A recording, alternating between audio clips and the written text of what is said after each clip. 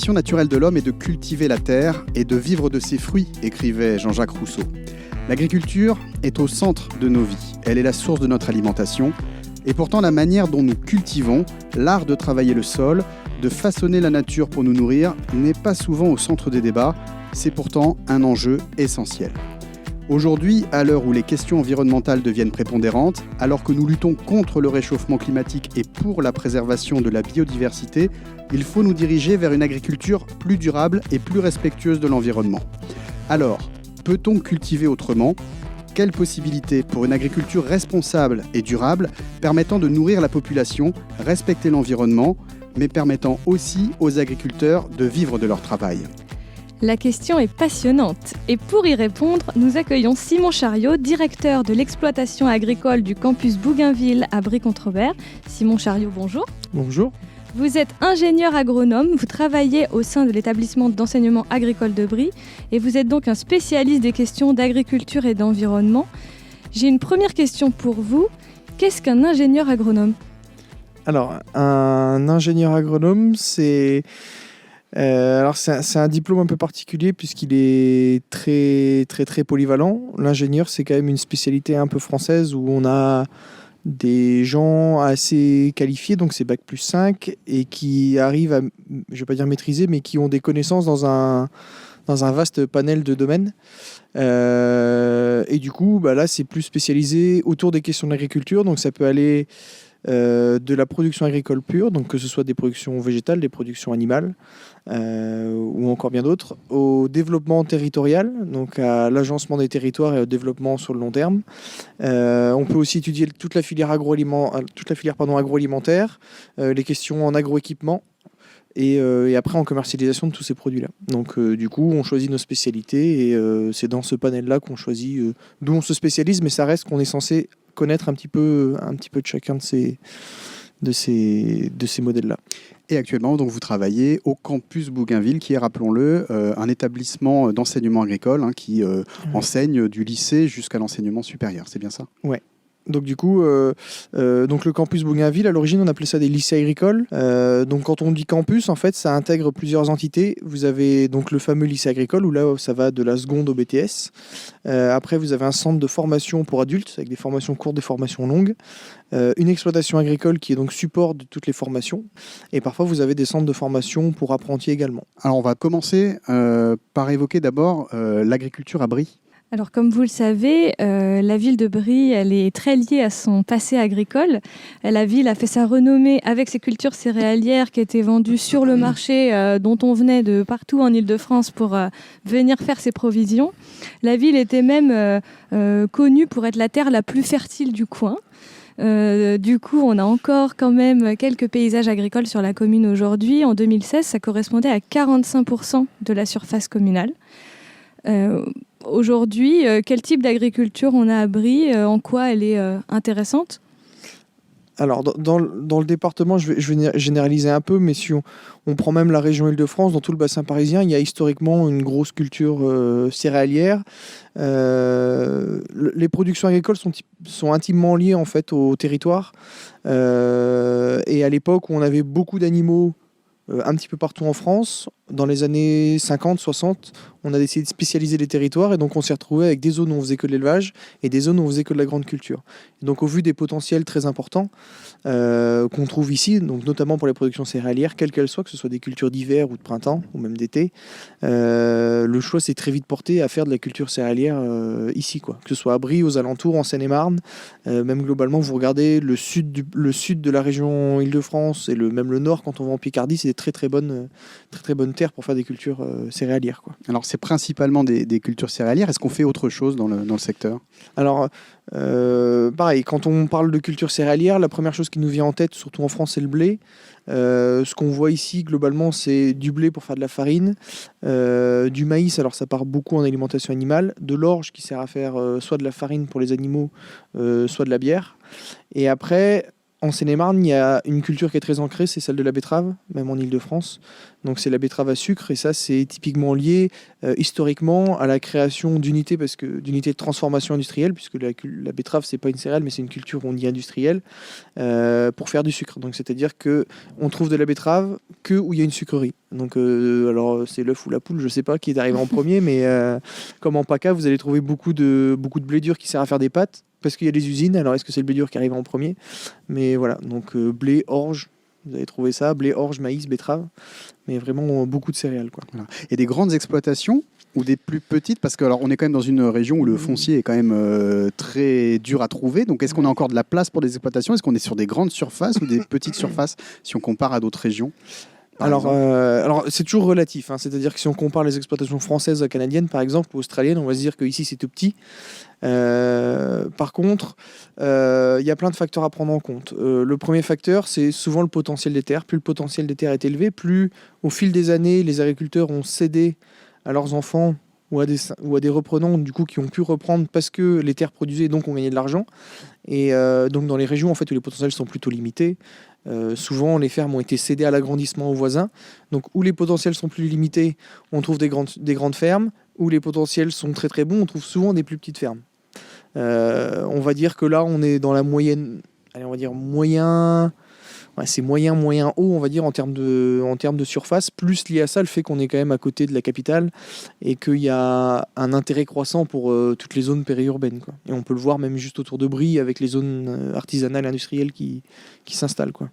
Et aujourd'hui, justement, est-ce qu'on peut dire que sur la ville ou à l'échelle du département, l'agriculture, elle est en déclin, elle évolue, elle tient? Comment ça bouge?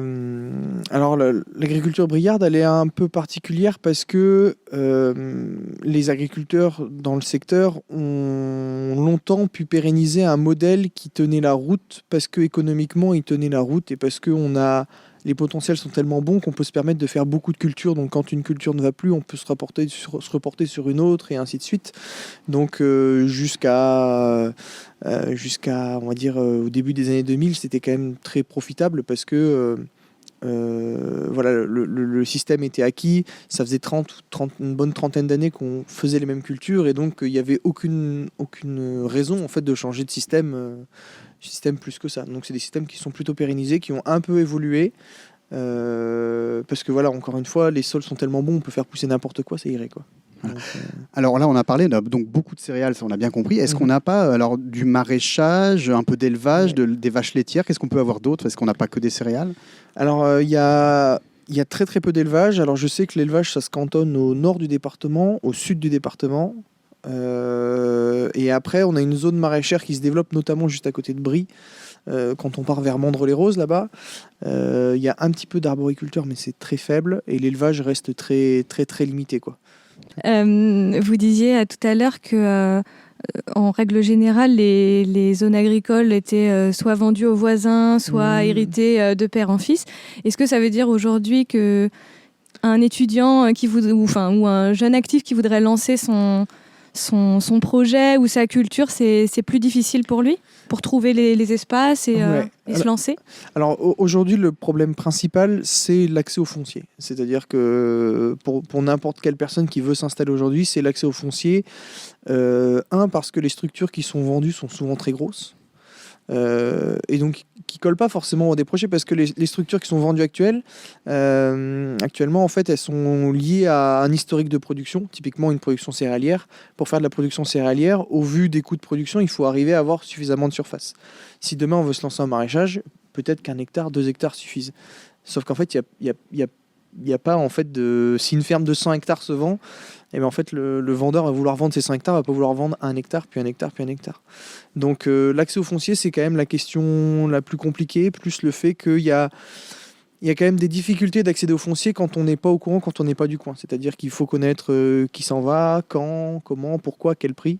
Et c'est clairement ça le plus compliqué, quoi. Peut-on cultiver autrement? C'est la question que nous posons aujourd'hui à notre invité Simon Chariot, directeur d'exploitation du campus Bougainville, ici à Brie. Alors, on dit souvent que les grandes exploitations céréalières ont beaucoup recours aux pesticides et aux produits phytosanitaires. Est-ce que c'est vrai? Alors, la taille n'est pas forcément un argument ou un facteur aggravant. On peut trouver des petites structures. Moi, je sais que je viens du sud-ouest, on a des exploitations qui font autour de 25 hectares et, en moyenne, et je suis pas sûr que les voisins là-bas épandent moins de produits phytosanitaires que ceux qui ont des grandes surfaces et qui du coup doivent limiter doivent faire très attention à leur charge, quoi, parce que... Alors, indépendamment peut-être de la taille des surfaces, on utilise encore beaucoup de produits phytosanitaires. En tout cas, c'est souvent ce qu'on entend. Et en fait, c'est souvent une remarque de la population on a eu beaucoup de débats, notamment au niveau politique à l'Assemblée nationale, on va parler du glyphosate, par exemple, de ce genre de substances. Est-ce qu'on utilise encore beaucoup de substances de ce genre-là dans l'agriculture aujourd'hui ? Alors c'est pareil, je ne sais pas comment on pourrait calculer. Souvent il y a un indicateur qui est important, c'est l'indice de fréquence de traitement, c'est-à-dire qu'un produit est toujours homologué à une certaine dose qu'on ne peut pas dépasser. Si vous l'utilisez pleine dose, on dit que l'IFT, donc l'indice de fréquence de traitement, est de 1. Si vous l'utilisez à moitié dose, il est à 0,5. Ce qu'on peut constater, c'est qu'il y a quand même il y a beaucoup de matière active, donc c'est le nom scientifique pour parler d'un produit phytosanitaire. La matière active, typiquement le glyphosate, il y a de moins en moins de matière active. Quand on y repense, c'est qu'on repense aux matières actives qui étaient autorisées il y a 25, 30 ans, 40 ans. Enfin, on se demande comment ça a pu être autorisé. Il y a quand même une réduction importante. Ça se voit au champ, puisqu'on a quand même des matières actives qui sont beaucoup moins efficaces, donc on imagine qu'elles sont beaucoup moins nocives, et pour nous, mais surtout pour les plantes. Donc je pense qu'il y a quand même une régression dans l'utilisation des produits phytosanitaires. Il y a une question qui est un peu particulière, c'est que quand on parle de produits phytosanitaires, on a des produits moins efficaces. Alors parfois on est obligé de passer 2 fois un produit alors qu'avant on ne passait qu'une fois. Donc il y a parfois c'est pas des aberrations, mais c'est un peu des questionnements sur qu'est-ce qu'on veut vraiment en faire. Donc là, en fait, si on compare par exemple aux années 70-80, il y a eu un progrès, on en a moins. Ouais. Et est-ce qu'on peut les remplacer ? Est-ce qu'on peut s'en passer ? Et peut-être pas immédiatement, d'après ce qu'on a compris, mais en fait, est-ce qu'à terme, on pourra s'en passer ? Alors, il y a des moyens. Souvent, quand on parle de produits phytosanitaires, celui qui nous inquiète presque le plus, c'est celui du désherbage. Souvent, il y a les désherbants, les fongicides, donc pour tuer souvent, c'est souvent les maladies qui se développent, donc les maladies fongiques liées aux champignons, les insecticides. Et après, il y a certains régulateurs de croissance. Donc, souvent, on parle souvent de désherbants. Typiquement, le glyphosate est un désherbant. Le glyphosate, pour vous dire, à l'époque, on autorisait la dose homologuée, c'était 12 litres hectares.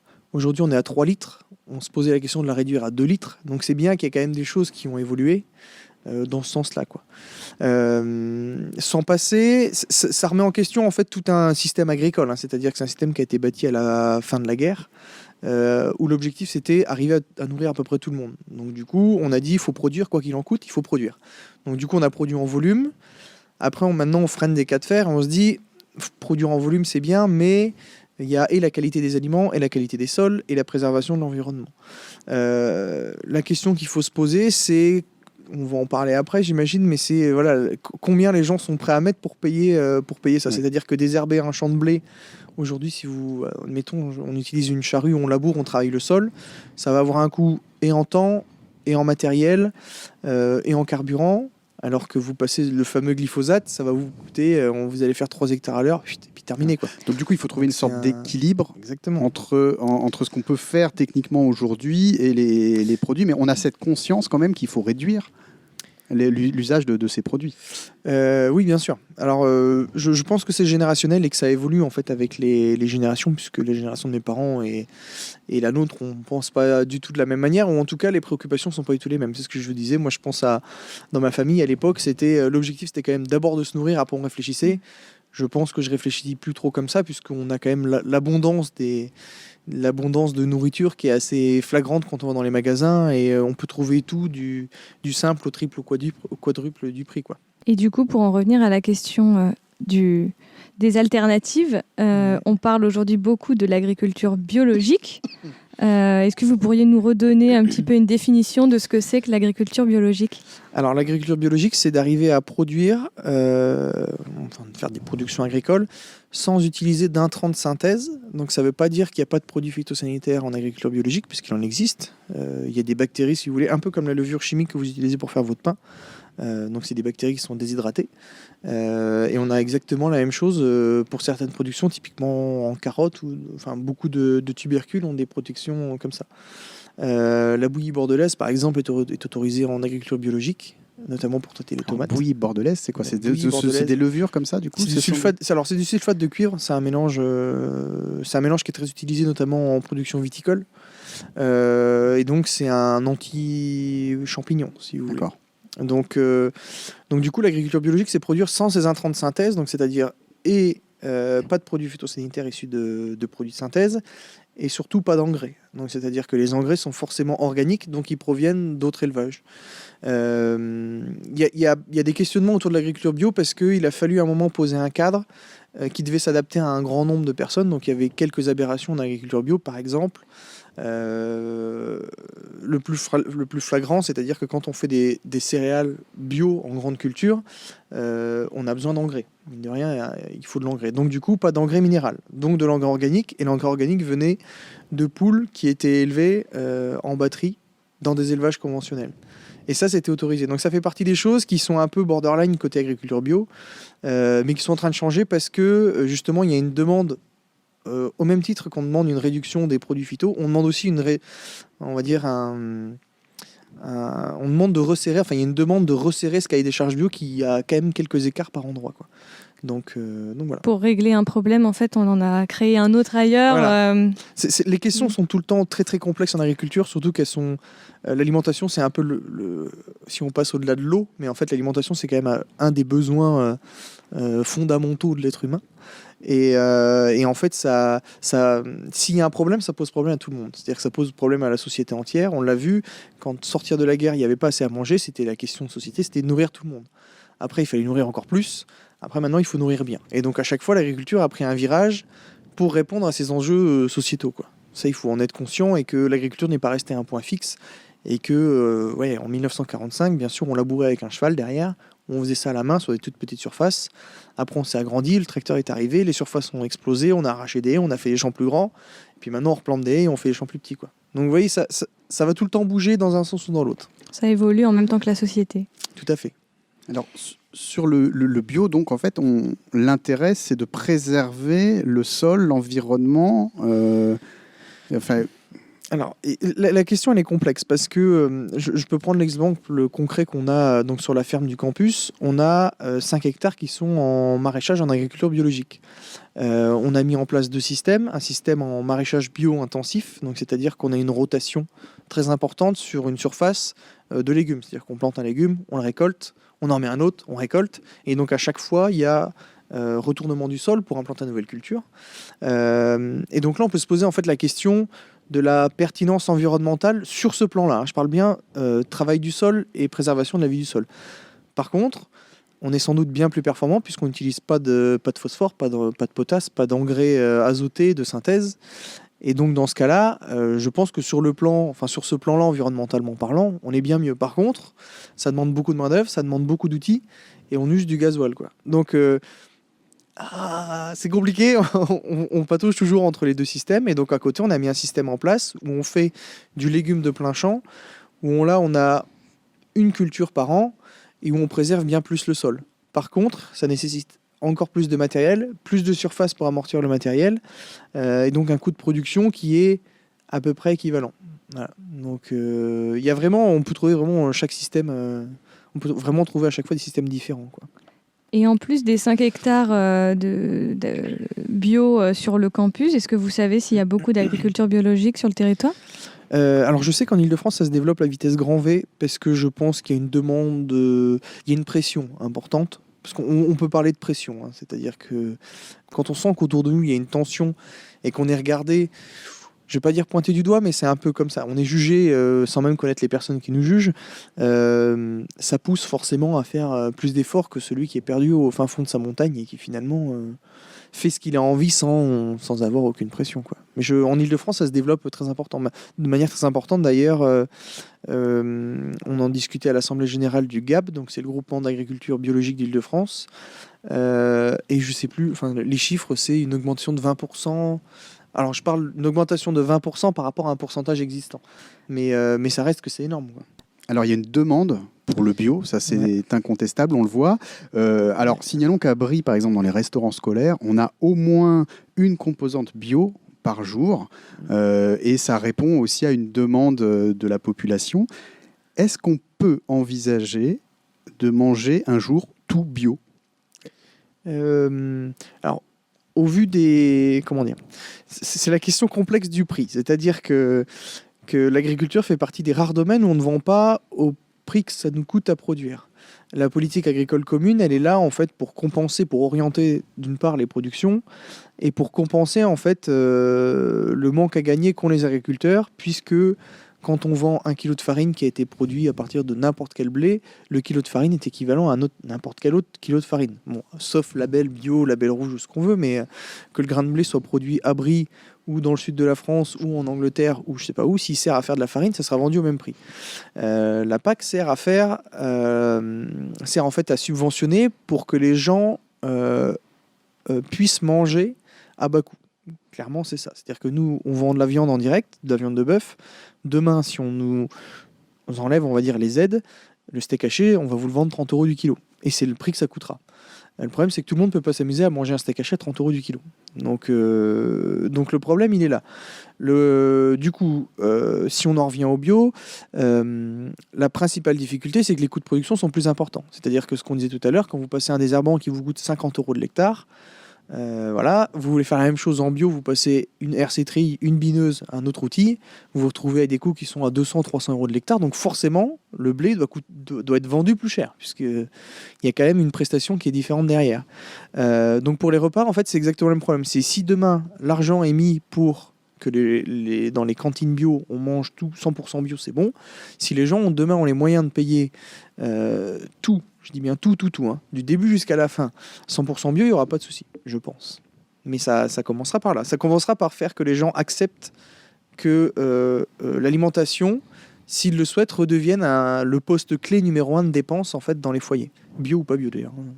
Nous sommes avec Simon Chariot, ingénieur agronome au campus Bougainville de Brie, et nous parlons agriculture et environnement. Alors, on a beaucoup parlé du bio. On pourrait aussi évoquer une autre alternative dont on entend beaucoup parler, c'est le circuit court. Est-ce que vous pourriez nous rappeler en quelques mots ce que c'est et est-ce que c'est quelque chose qui se développe beaucoup chez nous ou sinon comment on peut proposer ce type d'alternative sur Brie ? Alors, donc le circuit court, comme l'indique son nom, c'est le fait de travailler, ou en tout cas de vendre, à une personne dont il n'y a pas plus d'une personne, un seul intermédiaire en fait dans la boucle. Donc soit vous vendez en direct au consommateur final, soit ça passe par une seule personne qui lui-même le vend au consommateur final. Au vu des volumes produits, le circuit court serait presque plus facile à mettre en œuvre. Parce qu'il n'y a pas de cahier des charges particulier derrière et parce qu'aujourd'hui on sait qu'il y a plus d'exploitations qui sont en agriculture conventionnelle qu'en agriculture bio. Donc ça c'est la première chose. Je sais qu'en Île-de-France, pour avoir vu juste quelques autres régions, on voit que le développement des réseaux de circuits de proximité, donc il y a le réseau Bienvenue à la ferme qui est porté par la Chambre d'agriculture, il est extrêmement bien structuré et très bien développé. Donc c'est bien qu'à un moment, il y a quelqu'un qui a mis l'accent là-dessus et où on a des personnes très qualifiées qui gèrent ce réseau-là, voilà, des outils qui sont mis en place, un accompagnement suivi personnalisé qui aide beaucoup. Et c'est vrai que du coup, j'ai envie de dire qu'en Île-de-France, pour développer les circuits courts, c'est relativement simple parce qu'on est très bien aidé et appuyé.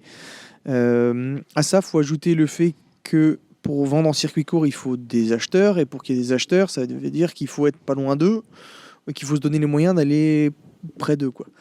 C'est un peu la difficulté. Alors, l'avantage en Île-de-France, c'est qu'il y a beaucoup de monde avec un fort pouvoir d'achat, des outils qui sont très facilitateurs. Je vais prendre l'exemple où j'étais avant à Bourges, donc dans région centre, le département du Cher. La ville de Bourges, c'est 140 000 habitants avec l'agglomération.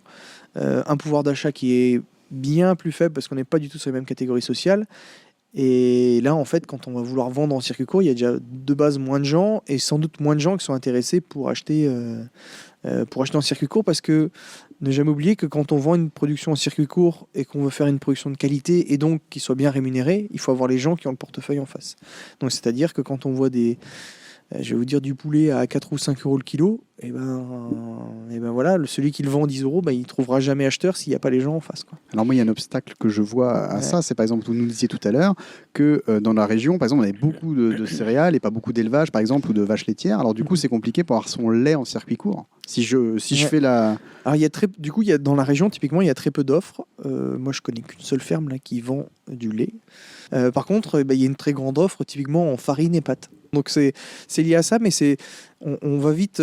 Si demain on transforme toute la farine de blé, des hectares de blé qu'on a dans la Brie, je pense qu'on va très vite saturer le marché en pâtes, quoi.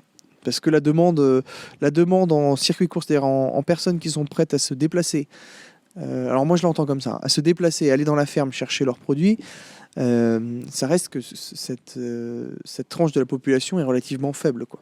Donc et tout le monde n'a pas les moyens de se déplacer, et donc voilà. Alors il y a des réseaux qui s'organisent. Nous on travaille avec la coopérative bio d'Île-de-France pour les légumes notamment, et donc c'est une coopérative au vrai sens du terme, où on a plusieurs agriculteurs qui se sont regroupés pour proposer assez rapidement et de manière assez efficace des légumes, qu'on soit en ouest parisien, nord ou sud, quoi. Donc ça c'est des réseaux qui sont relativement intéressants, et donc on passe du coup des gros volumes comme ça. Si le principe du circuit court, c'est de court-circuiter les grosses distributions et d'aller directement chercher au producteur, c'est-à-dire qu'on supprime un intermédiaire qui, lui, prend une marge, et on sait qu'elle est souvent assez conséquente sur le tarif du produit. Comment est-ce qu'on explique que le produit peut revenir plus cher aux consommateurs ? On parlait de la PAC tout à l'heure, et qui permet de maintenir des prix très bas. Et quand on entend le discours de la grande distribution, c'est toujours celui qui propose le prix le plus bas qui semble être le plus intéressant pour en fait un bon nombre de ménages que souvent on oublie un petit peu. Mais c'est vrai qu'il y a quand même pas mal de gens qui n'ont pas forcément les moyens et qui vont chercher le moins cher. Quand on sait qu'on a un budget limité, on ne cherche pas trop à se dire tiens, je vais tout acheter comme il faut. Enfin, faut une certaine volonté, quoi. Donc ça, c'est le problème numéro 1. Et on reviendra sur cette question-là dans quelques minutes. Donc du coup, c'est vrai que quand on essaye de court-circuiter la grande distribution, on en profite également pour vendre au prix qu'on considère le plus juste pour nous. On a l'autre exemple du lait, par exemple. La marque C'est qui le patron est arrivée il n'y a pas si longtemps que ça. On avait des prix de rémunération qui étaient autour de 30 centimes pour le litre de lait chez l'éleveur, avec un prix, on va dire, un prix standard du lait en brique vendu en grande distribution autour de 60 centimes. Et tout d'un coup, on a dit, on va faire la marque C'est qui le patron, on va acheter à l'éleveur 45 centimes. Et ces marques-là, quand on les retrouve en grande distribution, elles sont à 1 euro le litre. Donc, à un moment donné, c'est pas normal que... Enfin, il n'y a pas eu sacrifice de la grande distribution pour monter cette marque. C'est-à-dire qu'ils ont dit, OK, on l'achète à 45 centimes.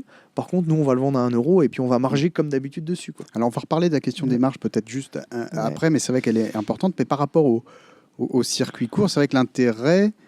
finalement, c'est à la fois de faire travailler les agriculteurs qui sont proches de chez soi, de limiter les transports, hein, si je comprends bien. Et alors, effectivement, apparemment, supprimer les intermédiaires, ça ne fonctionne pas forcément. Alors, si on cherche le prix, le circuit court ne sera pas forcément la meilleure option, quoi. C'est-à-dire que c'est un peu comme si on disait je veux acheter bio et on cherche à avoir le moins cher. Enfin, à un moment donné, il va y avoir une incompatibilité des choses, quoi. Donc c'est vraiment une question, on en revient comme on disait tout à l'heure, mais c'est une question particulière liée purement au coût de production et au prix d'achat, quoi. Est-ce que du coup, on a aussi, est-ce que vous pensez qu'on a aussi une problématique liée à notre mode d'alimentation, parce que on voit que le circuit court se développe surtout en Île-de-France, mais du coup, si je veux manger une banane en circuit court, à un moment donné, ça va pas être possible, ou alors ça veut dire qu'elle est cultivée dans des serres ou dans des choses qui sont du coup pas forcément respectueuses de l'environnement, ou dans des conditions un peu plus difficiles, ce qui vient pas forcément répondre à des enjeux quand moi, en tant que citoyenne, j'ai envie de m'engager dans le circuit court. Alors, on aura toujours tous les types de personnes, hein. C'est-à-dire qu'on aura ceux qui s'en fichent et ceux qui veulent absolument tout faire parfaitement. À un moment donné, il faut arriver à être en accord avec soi-même et trouver le moins pire, si on peut parler comme ça. Si c'est pas le mieux, on va dire que c'est le moins pire. Forcément que si demain vous voulez continuer à avoir du chocolat le matin vous voulez toujours faire votre chocolat au lait, Je sais pas comment vous allez faire, mais voilà, je pense que chaque démarche est louable, hein, c'est-à-dire que celui qui achète pour 0,5% de son panier en bio, eh ben, ce sera très bien. Celui qui achète 0,5% de son panier en circuit court, ce sera toujours mieux que rien, quoi. Donc, arriver au 100% local et 100% bio en même temps, en incluant chocolat, banane et les amandes, maintenant, on commence à en avoir. Mais, Les litchis. Et les litchis, les dattes et compagnie. Et des fraises en décembre. Voilà. Et en assurant des revenus décents pour les agriculteurs qui travaillent et pour toute la filière, et sans peser trop sur le portefeuille des ménages. Hein. Et on va en parler dans une seconde. La thématique est l'agriculture et le développement durable. Et notre invité est l'ingénieur agronome Simon Chariot. On a évoqué pas mal de sujets jusqu'ici qui viennent répondre aux 3 piliers du développement durable dont on connaît souvent la dimension environnementale, mais qui inclut aussi la dimension sociale et la dimension économique. Et donc effectivement, la question se pose, comment faire pour concilier agriculture, écologie et rentabilité économique pour les agriculteurs ? C'est la question la plus complexe et c'est toujours compliqué d'arriver à optimiser les 3 en même temps, parce que optimiser l'économique, on sait faire, optimiser l'environnemental, on sait faire, optimiser le social, on sait faire. Par contre, trouver la juste dose pour que ce soit 33% de chaque, c'est compliqué. Et encore une fois, il y a tellement de systèmes qui sont singuliers et tellement de personnes qui gèrent ces systèmes agricoles qui sont singuliers que c'est compliqué d'avoir le système parfait. Il y a des gens qui vont très facilement être performants environnementalement parlant, d'autres qui vont être très performants économiquement, d'autres très performants socialement, qui vont facilement créer de l'emploi. La question est franchement difficile et tout a une raison. Hein. C'est-à-dire qu'un agriculteur fait pas... Alors, je ne vais pas dire qu'il ne fait pas exprès, mais dans son système, si à un moment donné, il est obligé de dépendre d'un produit phytosanitaire, c'est parce qu'à un moment donné, dans l'histoire, que ce soit lui, son père, ou la ferme qui a été faite comme ça, ou les champs, il est dans le système et il est coincé comme ça. Il y en a qui font le pas, il y en a qui changent de système, mais ça demande, mine de rien, un travail intellectuel important pour faire évoluer un système, et tout le monde n'est pas prêt à le faire. La difficulté, c'est vraiment qu'ils sont dans un système, qu'on arrive en plus avec une génération d'agriculteurs qui a connu la grande époque, hein, c'est-à-dire que les agriculteurs qui ont 50 ans aujourd'hui, ils sont nés dans les années 70, donc c'est ça, donc ils sont nés en plein dans le dur, quoi. C'est-à-dire que les années 60, 70, 80, là, c'était là où plus on envoyait, plus on produisait. Et donc plus on produisait, les prix étaient soutenus, c'est-à-dire qu'avant, maintenant les prix fluctuent, donc c'est-à-dire que les prix sont fixés au niveau mondial, les prix fluctuent en fonction de l'offre et de la demande. La politique agricole commune jusqu'en 92, je crois, les prix étaient maintenus, c'est-à-dire que quoi que vous faisiez, les prix étaient toujours payés au même tarif. C'était même la même chose pour le lait avant, même chose pour les betteraves avant. Donc à l'époque, c'était facile. Et se dire qu'aujourd'hui, pour refaire la même chose que ce qu'on faisait avant, il va falloir changer de système, changer de matériel, revoir notre façon de penser et tout ça, ça reste que intellectuellement, ça demande un effort qui est souvent pas négligeable, qui peut être parfois au-delà des compétences de certains. Changer, ça fait peur. C'est un peu comme si demain, je veux dire, vous êtes journaliste, et ben demain, vous allez faire boucher, je sais pas où. Vous savez pas trop où vous allez, vous savez pas trop, vous allez dire que vous savez faire que ce que vous savez faire actuellement. Ça demande beaucoup de remise en question, et du coup, je vais pas dire que c'est pas les plus courageux, mais c'est peut-être les plus fous qui se tentent à faire autre chose et qui du coup font vraiment autre chose. Alors là, on parlait d'une génération qui est déjà ancrée dans le métier, qui est déjà dans un système. Alors, vous qui travaillez au quotidien avec les jeunes étudiants du campus Bougainville, est-ce que vous sentez une nouvelle génération qui a des idées peut-être différentes et des envies différentes ?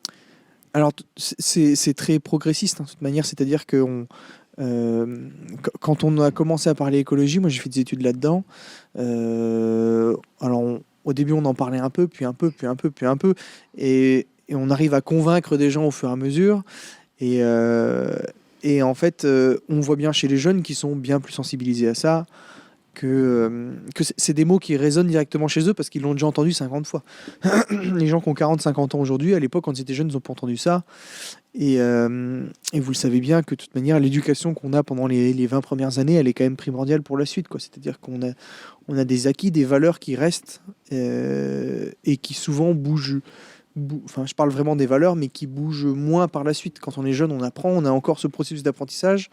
Après, on s'arrête sur nos acquis et puis on roule, quoi. Donc, c'est un peu... je pense que la nouvelle génération, au même titre que celle d'avant eux et encore avant eux, va dans ce sens-là, mais est confrontée aussi à d'autres difficultés qui feront que quand il faudra faire un choix, on reviendra vite à l'essentiel. J'entends par là que l'écologie reste une priorité tant qu'on peut. Demain, l'iPhone 10, enfin l'iPhone, je sais pas combien on est, 12, 13 va sortir. Et ben, je sais pas comment sera fait le choix, quoi. Donc il y a toujours des tentations à gauche, à droite qui font que voilà. Mais globalement, côté agriculture, en tout cas sur les jeunes qu'on a là, il y a quand même une évolution croissante et les référentiels d'enseignement évoluent aussi grandement avec eux, quoi. Donc, Et les réglementations, du coup, aussi au niveau des pouvoirs publics qui se durcissent, parfois peut-être pas assez pour certains militants écologistes, mais avec l'interdiction du glyphosate ou de certains produits tueurs d'abeilles, il y aura après aussi des contraintes qui seront obligées de respecter. Voilà, c'est ça. De toute façon, voilà, tout le monde avance en même temps. Ça avance doucement, on s'en rend pas compte, mais quand on regarde, il y a 10 ans, on était, et il y a 20 ans, il y a 30 ans, il y a 50 ans, c'était fou, quoi. Quand on lit les vieux manuels, vous prenez une vieille fiche du glyphosate, 12 litres hectares, pour faire exactement... Alors là, pour le coup, la matière active va pas changer. Pour faire la même chose qu'avant. On est encore en fait en train de chercher des alternatives qui soient... à mi-chemin entre quelque chose de très qui protège l'environnement, mais qui permet aussi un travail raisonnable et rentable pour les agriculteurs. C'est exactement ça, en fait. C'est le système qui est bâti comme ça. Le système est bâti autour de ça, et l'enlever d'un coup, ça va piquer certains. Mais je pense qu'il y en a qui en ont abusé, et aujourd'hui, on paye les pots cassés de ceux qui en ont abusé, quoi. Ouais. Voilà. C'est quelque chose qu'on retrouve après de façon dans tous les domaines, pas seulement l'agriculture, de trouver cet équilibre sur les côtés environnementaux, sociaux et économiques. Ouais, on peut parler du diesel là, demain, voilà. Ouais, Tout le monde faisait la promotion du diesel, maintenant il faut repartir en arrière. Enfin, c'est pareil. Et si on prend en compte du coup ces futurs agriculteurs que vous voyez au quotidien au campus Bougainville, qui commencent aussi à être concernés par des questions d'écologie, tout en essayant de trouver l'équilibre économique, est-ce qu'on doit s'attendre à une augmentation des prix sur le côté alimentation pour le bien-être de la planète ? Alors il faudrait, mais vu qu'on dicte pas forcément les prix, c'est compliqué, parce que ça reste que 99,9% des produits vendus sont faits par la grande distribution, et que c'est eux qui fixent les prix. Je sais pas si on va... Je sais pas. Mais est-ce que c'est simplement possible de payer un peu plus cher ? Parce que ceux qui ont les moyens de payer du bio, effectivement, ou faire, comme on disait, les circuits courts tout à l'heure, ils vont ne pas hésiter. On dit qu'on vote aussi avec son portefeuille, mais il y a une inégalité sociale face à l'alimentation aussi. Et est-ce que...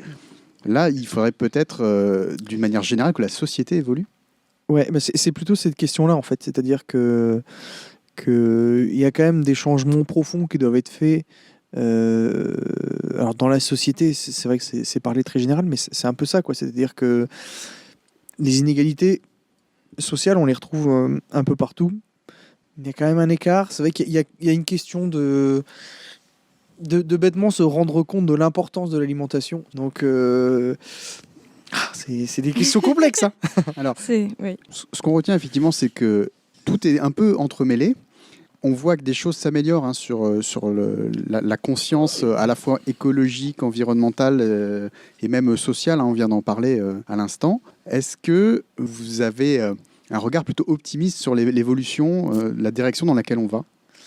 Alors, je pense qu'on va dans le bon sens, ça c'est sûr. Mais il y a quand même, côté environnemental, en tout cas, il y a quand même une prise de conscience qui est importante côté sociétal et qui du coup va se répercuter bientôt, il faut être patient, mais bientôt sur le côté agricole, même si c'est déjà en route. Mais à partir du moment où la société le veut, c'est ce qu'on disait tout à l'heure, le reste va suivre, quoi. C'est-à-dire que ça va se sentir dans les achats, ça va se sentir, on en parlait dans les rayons bio qui sont de plus en plus croissant, donc ça veut dire qu'il y a de plus en plus de demandes. S'il y a de plus en plus de demandes, c'est bien qu'on avance dans le bon sens. Je pense que dans les productions agricoles, globalement, il va falloir redonner du sens à tout ce qu'on produit, mais on va devoir repasser par là, de sortir de l'image de l'agriculteur d'il y a 70 ans, dans les années 50, avec son cheval et sa charrue. Faut qu'on sorte de la première image, faut qu'on sorte de l'image du cochon en batterie, et puis on va revenir à faire des choses à peu près normales, que les gens se rendent compte de de ce qu'on fait réellement, quoi. Marguerite dans le pré qui fait du lait, on sait très bien que ça se passe pas comme ça, quoi. Il y a une demande qui est croissante de la part de la société. Je me dis qu'à un moment donné, si tout le monde se rejoint pas au même point, je vois pas comment c'est possible en fait que ça ne fonctionne pas. Merci beaucoup Simon Chariot d'avoir accepté notre invitation. Avec plaisir. Je rappelle que vous êtes le directeur d'exploitation du campus Bougainville, l'établissement d'enseignement agricole de Brie-Comte-Robert. Merci donc d'avoir répondu à nos questions. Nous avons appris beaucoup de choses grâce à votre éclairage. Un remerciement particulier également au proviseur du campus Bougainville, monsieur Cédric Avril. Vous pouvez trouver toutes les informations sur les formations proposées du lycée jusqu'à l'enseignement supérieur sur campus-bougainville.fr. Merci également à vous qui avez écouté cette diffusion de la ville de Brie-Comte-Robert, réalisée avec les moyens techniques du Safran. N'hésitez pas à suivre l'actualité de votre ville sur notre page Facebook officielle, ainsi que sur notre site www.briecontrebert.fr.